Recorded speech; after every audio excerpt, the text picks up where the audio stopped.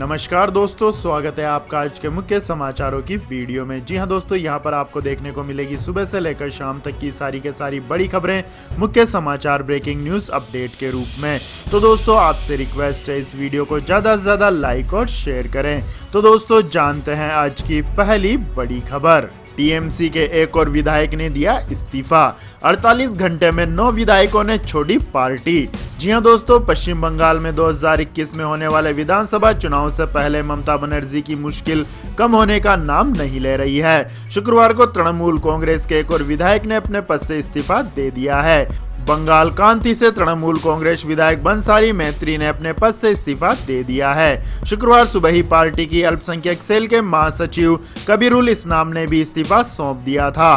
पिछले 48 घंटों में 9 विधायक इस्तीफा दे चुके हैं। इन दिनों केंद्रीय गृह मंत्री अमित शाह पश्चिम बंगाल के दौरे पर हैं। ऐसे में कयास लगाए जा रहे हैं कि बंसारी मैत्री बीजेपी में शामिल हो सकते हैं। इससे पहले पश्चिम बंगाल बीजेपी के उपाध्यक्ष अर्जुन सिंह ने भविष्यवाणी की थी कि 60 से 65 विधायक जनवरी 2021 तक सत्तारूढ़ तृणमूल कांग्रेस छोड़ देंगे।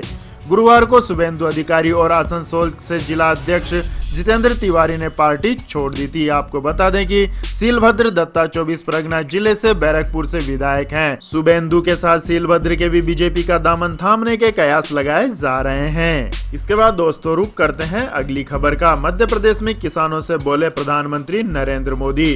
किसानों के लिए समर्पित है सरकार, कृषि कानून एमएसपी पर दी सफाई। जी हां दोस्तों, देश में जारी किसान आंदोलन के बीच प्रधानमंत्री नरेंद्र मोदी ने मध्य प्रदेश में किसान महासम्मेलन को संबोधित किया है।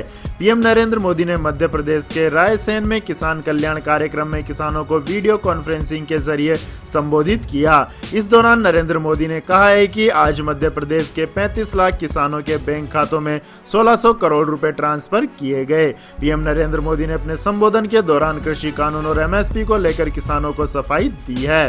प्रधानमंत्री नरेंद्र मोदी ने कहा है कि अगर हमें एमएसपी हटानी है तो स्वामीनाथन कमेटी की रिपोर्ट लागू क्यों करते। दूसरा यह है कि हमारी सरकार एमएसपी को लेकर इतनी गंभीर है कि हर बार बुआई से पहले एमएसपी की घोषणा करती है। इसके बाद दोस्तों, जानते हैं अगली खबर।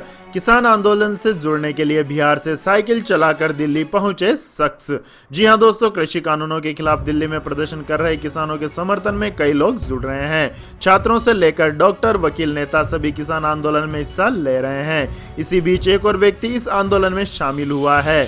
यह व्यक्ति खास इसलिए है क्योंकि किसानों को समर्थन देने के लिए यह बिहार से दिल्ली तक साइकिल चलाकर आया है। पंजाब हरियाणा से आए किसान सिंधु बॉर्डर पर डेरा जमाए बैठे हैं, तो वहीं चिल्ला बॉर्डर पर उत्तर प्रदेश से आए किसान प्रदर्शन कर रहे हैं। दिल्ली में चल रहे किसान आंदोलन में दूर दूर से लोग आ रहे हैं। अब बिहार से एक 60 साल का व्यक्ति 1000 किलोमीटर साइकिल चलाकर इस आंदोलन में हिस्सा लेने पहुंचा है। 60 साल के सत्यदेव मांझी बिहार के सिवान से किसान आंदोलन में हिस्सा लेने दिल्ली हरियाणा के टिकरी बॉर्डर पहुंचे हैं। 11 दिनों में 1000 किलोमीटर का सफर तय करके सत्यदेव गुरुवार को दिल्ली पहुंचे, जहां उन्होंने किसान आंदोलन में हिस्सा लिया।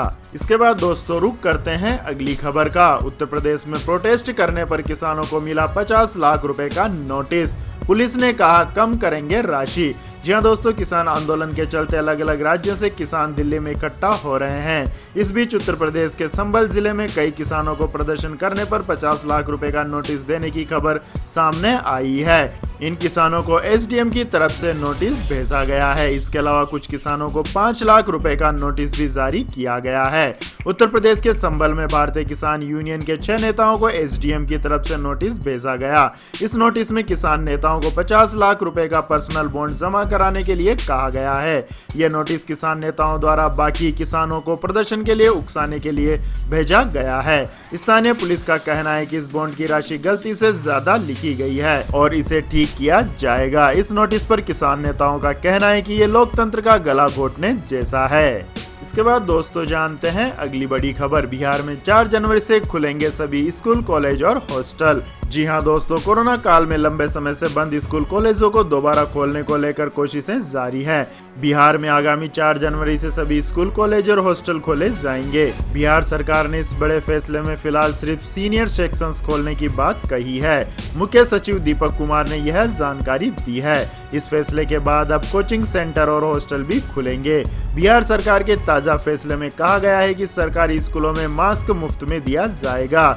आपदा प्रबंधन समिति की मीटिंग में यह फैसला लिया गया है। इसके बाद दोस्तों रुक करते हैं अगली बड़ी खबर का। कोरोना वैक्सीन के लिए कराना होगा रजिस्ट्रेशन, केंद्र सरकार ने समझाई पूरी प्रक्रिया। जी हां दोस्तों, बीते 9 महीनों से कोरोना वायरस के साए में जी रहे लोगों को वैक्सीन की आस बंधी है। लोग उम्मीद कर रहे हैं कि वैक्सीन के साथ इस महामारी के बुरे दौर का अंत होगा। अब स्वास्थ्य मंत्रालय ने शुक्रवार को बताया है कि कोरोना वैक्सीनेशन स्वेच्छा पर आधारित होगा। जिसे भी टीका करवाना है उसे ऑनलाइन रजिस्ट्रेशन करवाना होगा। दरअसल मंत्रालय ने कोरोना वैक्सीन संबंधित पूछे जा रहे सवालों की एक लिस्ट बनाई थी, जिस पर एक एक कर जवाब दिया गया है। मंत्रालय ने कहा है कि कोविड वैक्सीनेशन स्वेच्छा के आधार पर किया जाएगा। हालांकि ये सलाह दी जाती है कि वैक्सीन का पूरा डोज लें। इससे आप खुद को बीमारी से दूर रख सकेंगे, साथ ही इसके प्रसार से दूसरों को भी बचा सकेंगे। मंत्रालय ने बताया कि कई वैक्सीन अपने फाइनल स्टेज के विभिन्न चरणों में है। भारत बायोटेक, ICMR समेत 6 वैक्सीन का जिक्र किया गया। इसके बाद दोस्तों जानते हैं अगली खबर। कोरोना वायरस से ठीक हुए मरीजों में बड़ा हार्ट अटैक का खतरा, 40% मरीजों के दिल में सूजन की शिकायत। जी हां दोस्तों, वैश्विक महामारी कोरोना वायरस से ठीक होने के बाद भी इसके संक्रमण का असर लंबे समय तक दिख सकता है। एक ग्लोबल जर्नल की रिसर्च स्टडी के मुताबिक कोरोना से उभरने वाले 40% लोगों में दिल से जुड़ी परेशानियां देखने को मिली है। कोरोना वायरस मरीजों के दिल पर क्या असर डाल रहा है, ये जानने के लिए रिसर्च किया गया। स्टडी में शामिल डॉक्टर और अखिल भारतीय आयुर्विज्ञान संस्थान के प्रोफेसर डॉक्टर अनुज रॉय के मुताबिक रिसर्च से साफ है कि कोरोना से ठीक हो चुके या फिर कोरोना के सक्रिय करीब 40% मरीजों के दिल में सूजन जैसी शिकायत आई है। इसके बाद दोस्तों जानते हैं अगली बड़ी खबर। इंडियन रेलवे की तस्वीर बदलने वाला है मोदी सरकार का नेशनल रेल प्लान। जी हां दोस्तों, भारतीय रेलवे की तस्वीर बदलने वाला मोदी सरकार का नेशनल रेल प्लान तैयार हो गया है। रेल मंत्रालय ने शुक्रवार शाम को इसका ड्राफ्ट जारी किया। नेशनल रेल प्लान में पूरे भारत रेलवे का इंफ्रास्ट्रक्चर बदलने का प्लान है। इसके तहत नई बुलेट ट्रेन परियोजना से लेकर स्टेशनों को वर्ल्ड क्लास बनाने की योजना है। भारतीय रेलवे के नेशनल रेल प्लान के तहत साल 2030 तक नई बुलेट ट्रेन परियोजना से लेकर स्टेशनों को वर्ल्ड क्लास बनाने की योजना है। इसके अलावा रेलवे इंफ्रास्ट्रक्चर को विश्व स्तरीय तैयार करने का खाका खींचा गया है। रेलवे की माने तो मोदी सरकार का नेशनल रेल प्लान देश में रेलवे की तस्वीर बदल देगा। इसके बाद दोस्तों जानते हैं अगली बड़ी खबर। हैदराबाद की कंपनी ने किया नीरव मोदी से भी बड़ा घोटाला, बैंकों को लगाया 7,926 करोड़ रुपए का चूना। जी हां दोस्तों, केंद्रीय अन्वेषण ब्यूरो ने 7,926 करोड़ रुपए की कथित बैंक धोखाधड़ी को लेकर हैदराबाद के ट्रांसस्ट्रॉय लिमिटेड और उसके निर्देशकों के खिलाफ मामला दर्ज किया है। ये देश के बड़े बैंक घोटाले में शामिल नीरव मोदी केस से भी बड़ा मामला है। जांच एजेंसियों ने शुक्रवार को यह जानकारी दी। सीबीआई प्रवक्ता ने बताया है कि एजेंसी ने कंपनी और आरोपी निर्देशकों के परिसरों की तलाशी ली और उसे अभियान योग्य दस्तावेज मिले। सीबीआई ने बताया है कि यह लोन केनरा बैंक की अगुवाई में बनाए गए बैंकों के समूह द्वारा दिया गया। इसके बाद दोस्तों जानते हैं अगली बड़ी खबर। चाइना की एक और चाल, म्यांमार की सीमा पर बना रहा है 2000 किलोमीटर लंबी ग्रेट वॉल। जी हां दोस्तों, चीन की दादागिरी का एक और मामला सामने आया है। बीजिंग ने कटीले तारों की मदद से म्यांमार की सीमा पर 2000 किलोमीटर लंबी दीवार का निर्माण शुरू किया है। म्यांमार की सेना इस दीवार का विरोध कर रही है, लेकिन चीन अपने रुख पर कायम है। उधर अमेरिका ने इस पर चिंता जताई है। शीर्ष अमेरिकी थिंक टैंक ने कहा है कि चीन का यह प्रयास उसकी विस्तारवादी सोच को दर्शाता है और आने वाले दशकों में दक्षिण एशिया में संघर्ष काफी बढ़ सकता है। इसके बाद दोस्तों जानते हैं अगली बड़ी खबर। इस महामारी के बीच ये इंडस्ट्री देगी बम्पर नौकरियां, 10 लाख लोगों को मिलेगा रोजगार। जी हां दोस्तों, इस महामारी से सबसे ज्यादा नुकसान फूड इंडस्ट्री को हुआ था, लेकिन अब इस इंडस्ट्री से राहत की खबर सामने आई है। Restaurant table reservation services company down out की रिपोर्ट के अनुसार आने वाले साल में ये इंडस्ट्री एक बार फिर से बड़ी संख्या में लोगों को रोजगार देगी। वहीं इस रिपोर्ट में दावा किया गया है कि 2021 की शुरुआत तक देश भर में 90% रेस्टोरेंट डिजिटल मेन्यू की व्यवस्था कर लेंगे। ऐसे में माना जा रहा है कि एक बार फिर से देश भर के रेस्टोरेंट में रौनक देखने को मिल सकती है। डाउन आउट कंपनी की रिपोर्ट के अनुसार 2021 में रेस्टोरेंट इंडस्ट्रीज 10 लाख लोगों को रोजगार देगी। इसके बाद दोस्तों रुक करते हैं अगली बड़ी खबर का। वित्त मंत्री निर्मला सीतारमण का ऐलान, सरकारी कंपनियों में केंद्र की हिस्सेदारी बेचने में लाएंगे तेजी।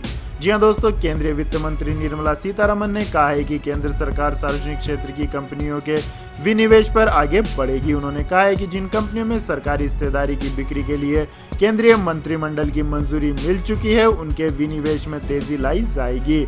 वित्त मंत्री ने कहा है कि भारत में प्रत्यक्ष विदेशी निवेश दूसरी उभरती अर्थव्यवस्थाओं के मुकाबले कहीं ज्यादा है। इससे साफ है कि देश की आर्थिक बुनियाद काफी मजबूत है और इसमें सुधार की बहुत क्षमता है। इसके बाद दोस्तों जान लेते हैं आज के मौसम अपडेट्स। तो दोस्तों कड़ाके की ठंड की चपेट में उत्तर भारत, दिल्ली में भीषण शीतलहर, जाने आगे कैसा रहेगा मौसम। जी हां दोस्तों, दिल्ली में पारा लगातार गिरता जा रहा है। मौसम विभाग ने माना है कि दिल्ली इस वक्त शीतलहर की चपेट में है।